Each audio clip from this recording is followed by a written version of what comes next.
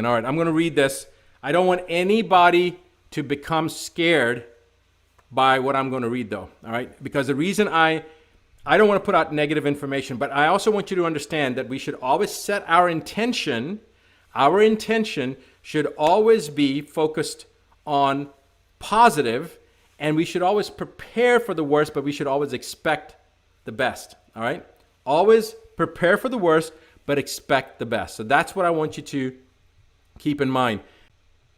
I'm going to go ahead and read this, and I want you to understand why I'm reading it. I'm reading it so that we can all become prepared. I am not a person prone to violence. I do not like to engage in violence or in aggressive activity, but many times people that encounter an individual like me who doesn't want to engage mistake my reluctance to engage with my inability to engage.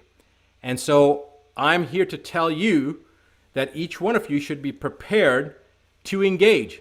That doesn't mean that we are expecting to engage, but we need to be prepared, because what I'm going to read to you right now is not something that is, it doesn't give you the warm and fuzzies, okay? So first of all, to Denise, thank you for sharing this, Denise. All right, so here's a message. This was a leaked email from the Liberal Party of Canada that lays out the plan. It's LPC Strategic Committee, leak inbox, PC leaker, okay? This occurred on October 10th, 2020.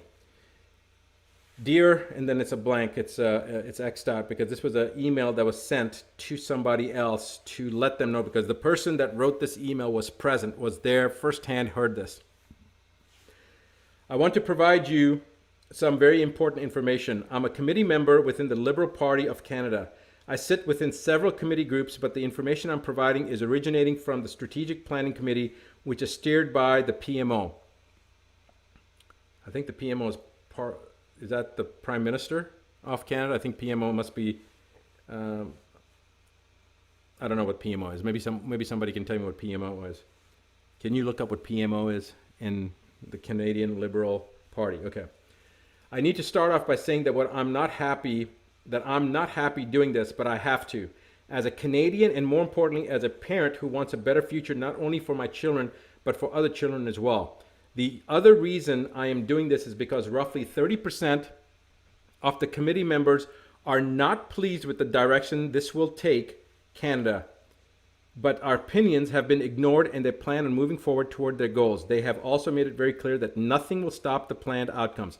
So 30% of the Liberal Party in Canada that was sitting on this committee did not want to go along with this, and yet the powers that be are saying that they don't have a choice. Wrong answer. We always have a choice, all right? In the United States, we are still, the Second Amendment is intact, and in Canada, I know there's enough people out there that still have their weapons, no matter what they've tried to orchestrate and take your weapons away. Guys, just remember, when you are carrying, when you have your own weapons, now suddenly you are no longer easy fodder, and they're going to think once, twice, 3 times before they ever try to cross horns with you, okay? Because they don't want to engage with people. If they don't have anything that they can lose, then they may. So this is why it's so important to be prepared and expect the best, but be prepared for the worst. So here's what it comes down to. The roadmap and aim was set out by the PMO and is as follows. And I hate looking down when I'm reading this, so let me see if I can read it this way. All right. Phase in secondary lockdown restrictions on a rolling basis, starting with major metropolitan areas first and expanding outward. Expected by November 2020. Next one. Rush the acquisition of or construction of isolation facilities across every province and territory. Expected by December 2020. These are concentration camps they're talking about. Daily new cases of COVID-19 will surge beyond capacity of testing. Interesting that they already know that they're going to surge, right? Why? Because they know that if there is such a virus out there, assuming that there's a real virus out there, the testing is it's already predetermined. They're testing, they're attenuating, they're basically amplifying the RT-PCR test to the point that every human being will test positive. That's what their goal is. All right, so the daily new cases of COVID will surge beyond capacity of testing, including increases in COVID-related deaths following the same growth curves expected by end of November 2020. Complete and total secondary lockdown, much stricter than the first and second rolling phase restrictions, expected by end of December 2020, early January 2021. Reform and expansion of the unemployment program to be transitioned into the Universal Basic Income Program, expected by Q1 2021. Projected COVID-19 mutation and or co-infection with secondary virus referred to as COVID-21, leading to a third wave with much higher mortality rate and higher rate of infection, expected by February 2021. Daily new cases of COVID-21 hospitalizations and COVID-19 and COVID-21 related deaths will exceed medical facility capacities expected by Q1, Q2 of 2021. Enhanced lockdown restrictions referred to as third lockdown will be implemented. Full travel restrictions will be imposed, including inter-province and intercity, expected by Q2 2021. Guys, understand that. That means that if you're in British Columbia, you can't go to Quebec. All right? This is what they're talking about. And if you're in one city and you're trying to go into another city in the same province, they're not going to allow you to do that. This is in Canada. Of course, they're going to try to roll this out, and I'll get to that point here in a second. All right. Transitioning of individuals into the Universal Basic Income Program, expected mid-Q2 2021. Projected supply chain breakdowns in inventory storage, large economic instability, all expected late Q2 2021.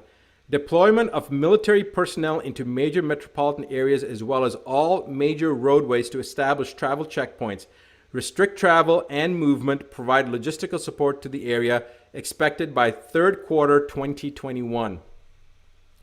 Along with that provided roadmap, the Strategic Planning Committee was asked to design an effective way of transitioning Canadians to meet an unprecedented economic endeavor, one that would change the face of Canada and forever alter the lives of Canadians. All right, guys, this is where it gets really disturbing, as if it's not already disturbing.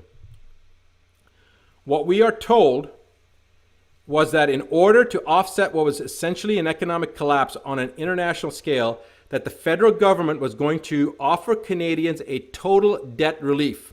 So people are getting excited about that. That sounds good, but wait. This is how it works. The federal government will offer to eliminate all personal debts, all mortgages, all loans, all credit cards, etc., which all funding will be provided to Canada by the IMF under what will become known as the World Debt Reset Program. In exchange for acceptance of this total debt forgiveness, the individual would forfeit ownership of any and all property and assets forever. In exchange for acceptance of this total debt forgiveness, the individual would forfeit ownership of any and all property and assets forever. The individual would also have to agree to partake in the COVID-19 and COVID-21 vaccination schedule, which will provide the individual with unrestricted travel and unrestricted living even under a full lockdown. So if you agree, you can go do anything you're doing as long as you partake in the COVID-19 and COVID-21 vaccination schedule, regardless of the lockdown. Magically, you take this vaccine and boom, guess what? You don't have to social distance. You don't have to wear a mask anymore because you have already gotten your vaccines. All right. So this is unrestricted living even under a full lockdown through the use of a photo identification referred to as Canada's Health Pass. Committee members asked who would become the owner of the forfeited property and assets in that scenario, and what would happen to lenders or financial institutions. We were simply told the World Debt Reset Program will handle all of the details. So when they were asked what happens to the property and what happens to the banks, don't worry about it, we're going to take care of it. That's what they were told. All right. And now it gets really, really interesting. Wow. Committee members asked who would become, I read that. Several committee members also questioned what would happen to individuals if they refused to participate in the World Debt Reset Program or the Health Pass or the vaccination schedule. The answer we got was very troubling. Essentially, we were told it was our duty to make sure we come up with the plan, meaning the Liberal Party was told that it was their duty to come up with a plan to ensure that would never happen. We were told it was in the individual's best interest to participate. When several committee members pushed relentlessly to get an answer, we were told that those who refused would first live under the lockdown restrictions indefinitely, and that over a short period of time, as more Canadians transitioned into the debt forgiveness program, the ones who refused to participate would be deemed a public safety risk and would be relocated into isolation facilities. Once in those facilities, they would be given two options: participate in the debt forgiveness program and be released, or stay indefinitely in the isolation facility under the classification of a serious public health risk and have all your assets seized. As you can imagine, after hearing all of this, it turned into quite the heated discussion and escalated beyond anything I've ever witnessed before. In the end, it was implied by the PMO that the whole agenda will move forward no matter who agrees with it or not. That it won't just be Canada, but in fact, all nations will have similar roadmaps and agendas. That we need to take advantage of the situations before us to promote change on a grander scale for the betterment of everyone. The members who were opposed and ones who brought up key issues that would arise from such a thing were completely ignored. Our opinions and concerns were ignored. We were simply told to just do it. All I know is that I don't like it, and I think it's going to place Canadians into a dark future. So guys, now you know why I was hesitating to release this information, but now you also understand why it's so critical. Now, I want you guys to download these videos. This video in particular, download it. Why am I saying that? Because you know that in the next 2 or 3 days, you remember my first video when I got really mad when Next News Network ended up interviewing me. You remember what happened, right? 9.1 million views in 6 days, and they took everything down. So I anticipate that this could be very realistically the last time that you will be able to see me on Instagram or on Facebook or on YouTube. I have no idea. Maybe I'm wrong, but I wouldn't be surprised. But this is the reason that you need to do 3 things. 1, you need to download this video and make sure that you have it on your smart device, because they can't control that. Get it out to your friends and family. Let other people know. 2, become a relay. Let others know about this information. All right? You can share the video from your phone to phone, WhatsApp, whatever. Share it. Get it out there. And 3, make sure you subscribe down here, okay? Boom, right there. Because that's the only way that I can communicate with you guys. And please, if you get if you decide to subscribe, that's totally free. You don't have to pay anything for it. You can get access to the to the head map and all that stuff, and watch the webinars and stuff. But there is a paid version for the members, the type of members that we have this type of communication with. That is the IADFW. So just make sure that you understand there's 2 different things.